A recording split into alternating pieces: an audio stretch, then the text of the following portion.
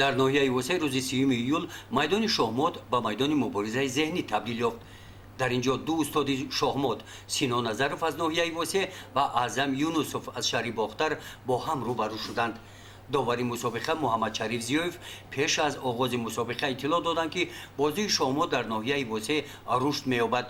мо мехоҳем ки дар ҳар як мактаб ва маҳаллаи ноҳия маҳфили шохмот кушоем ва барои расидан ба ин ҳадаф ҳаракат дорем, зеро шохмотбози имрӯза мутафаккири фардост. ин ҳамон ҳадафи асосии мо дар даврони истиклол мебошад. бозӣ дар фазои дӯстиву рақобати солим гузашт. ҳар як ҳаракат фикр, ҳар як қадам нақша буд. сино назаров намояндаи восеъ бо ҳамлаҳои тез, аъзам юнусов аз бохтар бо мудофиаи устувор. танҳо пас аз шашбозӣ ғолибро муайян кард.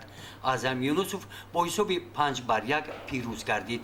дар ҷанбаст ба ғолиб ва иштирокчиён аз ҷониби сарпарасти мусобиқа тӯҳфаҳои молӣ супорида шуданд. мусобиқаи шохмот дар ноҳияи восеъ бори дигар нишон дод ки варзиши зеҳнӣ ҳам метавонад наврасон ва ҷавононро ба ҳам орад. ин ҳам як саҳм ба тарбияи насли солиму бо маърифати 35-солагии истиклол аст.